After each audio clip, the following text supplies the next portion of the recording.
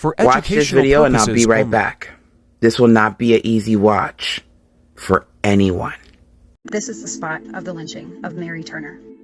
In southern Georgia during the early spring of 1918, a white plantation owner by the name of Hampton Smith was found murdered at the age of 25.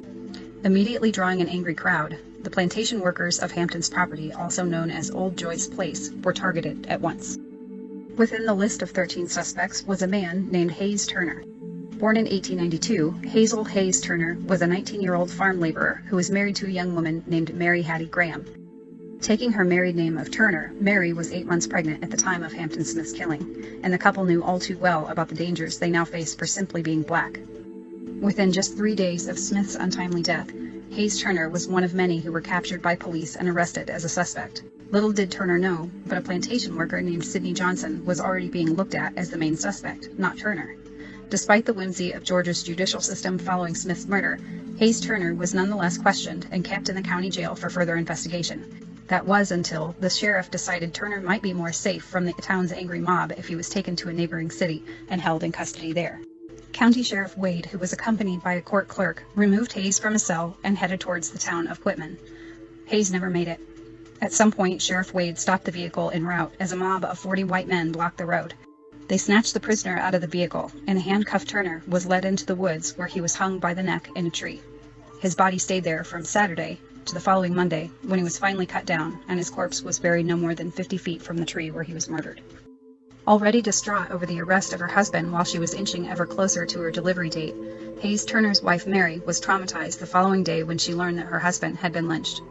Without a doubt, Mary knew that the persons responsible hid their acts behind the shine of a sheriff's badge, and in her despair she publicly announced her pleas for justice to be served.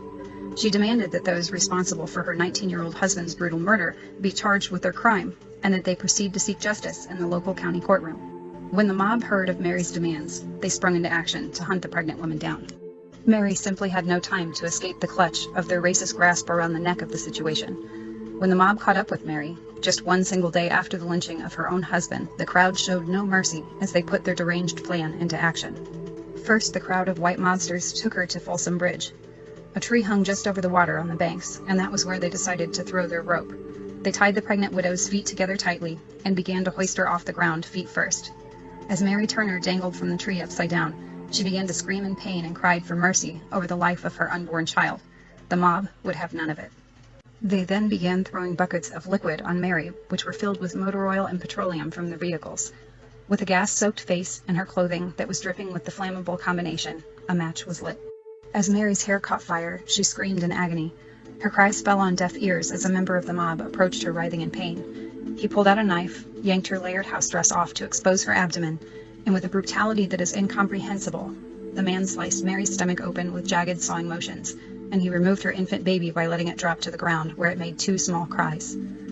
As Mary bled to death hanging upside down from the tree, her first interaction with her baby was watching that same man stomp repeatedly on her infant's head with the heel of his boot, killing it instantly. Within minutes, Mary Turner and her baby were both dead. The mob then cut her down, put the rope around her neck, and hung her lifeless corpse from the same branch of the tree that extended just over the water in front of the bridge. The crowd riddled what was left of the woman with bullets for hours, inflicting hundreds of bullet holes into her body. There, she remained for some time. The only thing marking her grave when she was finally cut down was an empty whiskey bottle with a congratulatory cigar stuffed into the neck. I've been debating for a few days if I was going to post this video because this story triggers the fuck out of me. But I had to move past that to share her story.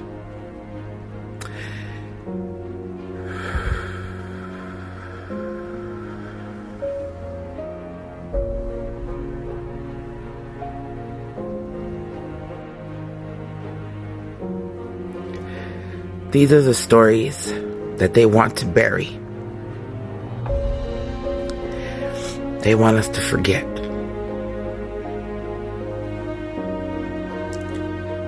I cannot even imagine the terror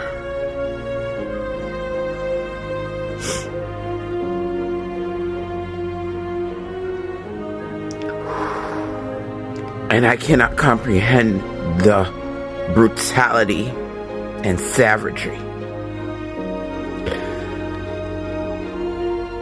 especially to children.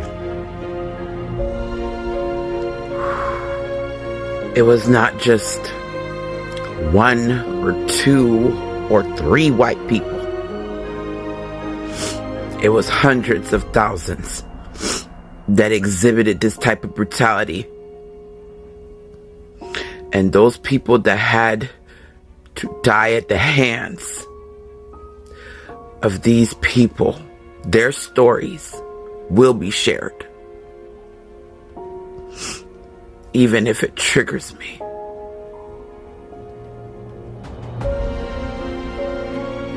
In 2018, they had put up this memorial for Mary Turner.